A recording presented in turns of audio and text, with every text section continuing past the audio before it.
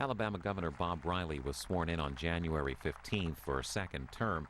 After his swearing in, he spoke to supporters from the state capitol steps in Montgomery. We bring his inauguration to you courtesy of Alabama Public Television. Place your left hand on the Bible, raise your right hand, and repeat after me. I state your name. I, Bob Riley, Solemnly swear that I will support the Constitution of the United States I will support the Constitution of the United States and the Constitution of the State of Alabama, and the Constitution of the State of Alabama, so long as I continue a citizen thereof, continue a citizen thereof, and that I will faithfully and I will faithfully and honestly and honestly discharge the duties of the office of Governor for the State of Alabama, upon which I'm about to enter to the best of my ability. So help me God. Congratulations. Thank you.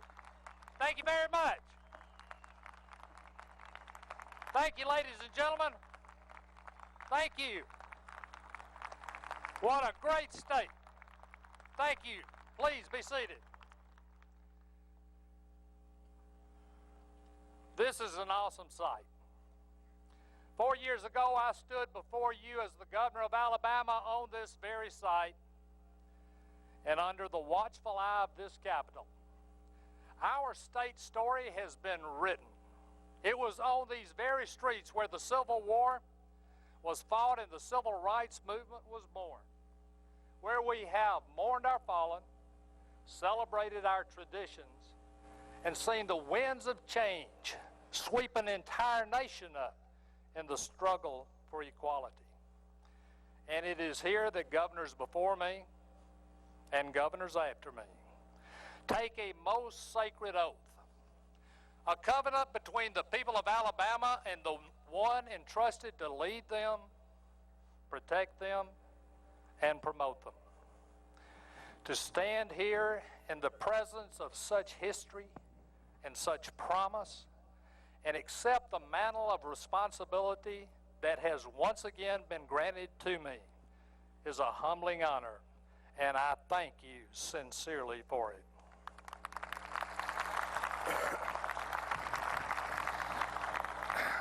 Just 4 years ago, I spoke to you of a new beginning, a new day for the state we love. And now we can look back and be encouraged by what we've accomplished together. For all of the differences in our politics and priorities, we united as Alabamians to reshape our destiny. We took a state mired in historic deficit and made it financially sound.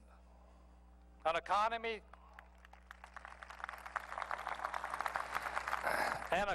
that was lagging behind other states now ranks at the top of virtually every list, and it is the envy of every other state in the Union.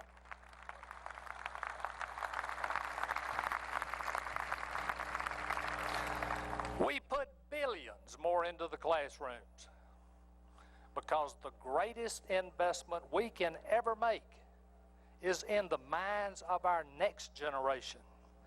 And now test scores are showing dramatic improvement all over the state of Alabama.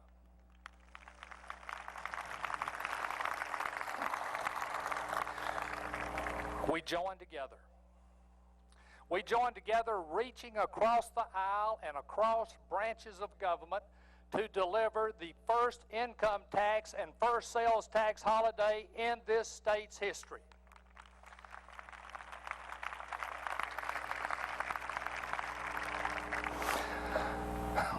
But perhaps more importantly, we transformed state government and made it more open, more accountable, and guided by one principle: to do what's best for the people of Alabama.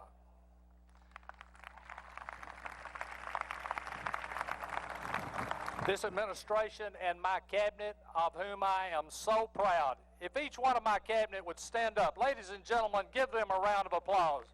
You have been magnificent.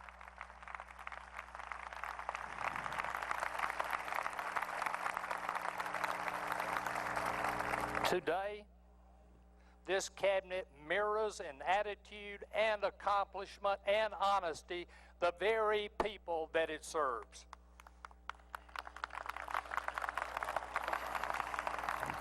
Four years ago, I stood on this same site, yet today I stand in a very different state. Alabama has changed, and changed for the better. No one person has accomplished these things alone. All of this has been achieved because we work together, not as Republicans and Democrats, but as Alabamians who believe in the promise of our great state.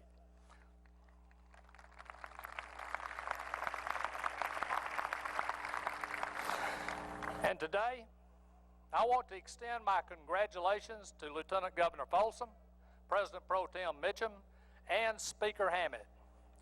All of you, go ahead, give them a round of applause, folks.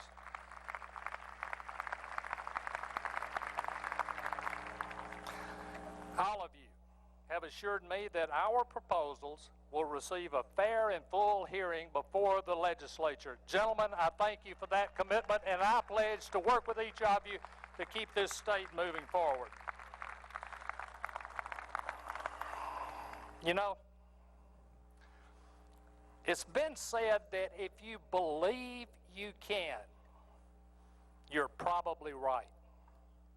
And if you believe you can't, you most certainly are.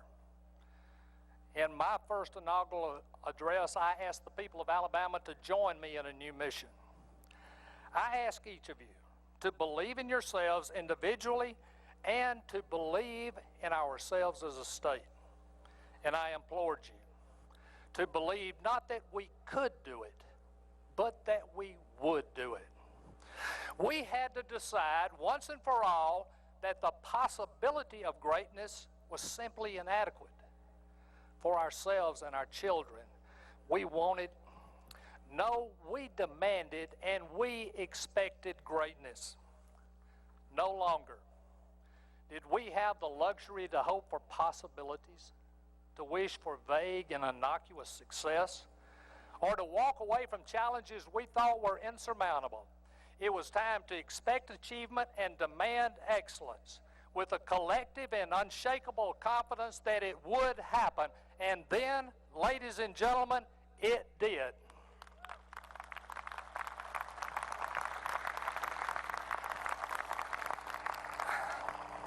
Of course, we still have problems.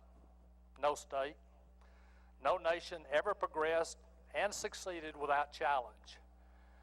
But I believe there is a courage running through our people that makes us strong enough to face the tests that lie ahead. Courage beats. It beats in the hearts of every one of our workers as they pass through a factory gate. It's in the farmers who feed us. It's in those who patrol our highways and neighborhoods. It's in the men and women who teach our children, who care for the sick and injured, and nourish our spirit in houses of worship. Courage is in every entrepreneur in Alabama who believes so much in themselves and in our workers that they start new businesses that create jobs and opportunities. And is found in every mom and dad. They get up every morning, get the kids ready for school. They go to work many times at more than one job. They do this so they can support their families and fulfill the dreams that their children and their grandchildren will have better, more secure lives. But nowhere does courage shine more brilliantly and brightly than it does in the thousands of men and women in uniform who serve our nation in war and in peace. And today,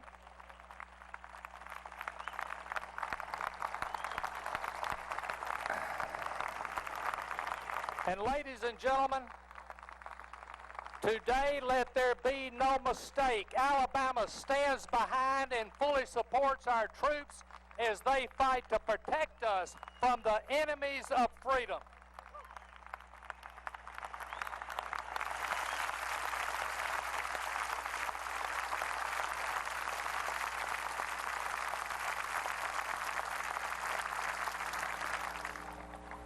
You see, friends, courage is quite common in Alabama. Now it's up to the elected leaders of this state to have the same type of extraordinary courage found in our citizens. I believe we do have the courage to squarely confront any challenge, put aside politics, and do what's right. I believe we have the determination to provide educational excellence at every level so our children can compete and win the jobs of the future. And we must believe that we can summon the integrity to make all areas of government work to serve the people's interest and not the special interest.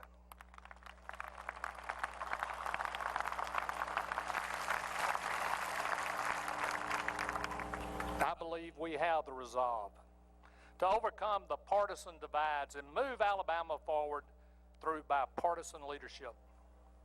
Leadership that produces achievements and not obstructionism.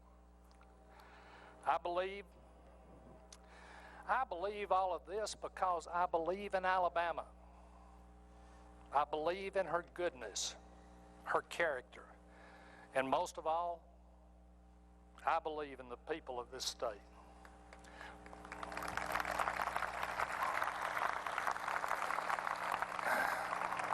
And 4 years ago, I spoke of a new day in Alabama. That dawn has arrived. Yet just as God in His wisdom designed, the sun's light is not brightest at dawn. No, as time progresses, it will glow more brilliant and brighter with each passing moment. So too will this state. When history writes our story, may it be said of each of us, that new day began an era of renewed pride, progress, and prosperity unlike any we have ever seen before. My fellow Alabamians, we are mindful of our history, our victories, and our defeats, our accomplishments and our mistakes, but we are not chained by it. It is our foundation, not our ceiling.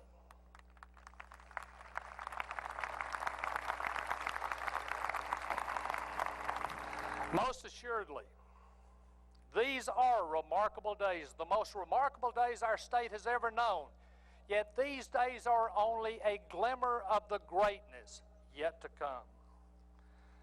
As I've said before, the morals and values that made this the greatest nation on earth, values that others may have forgotten, remain steadfast in the hearts of Alabamians.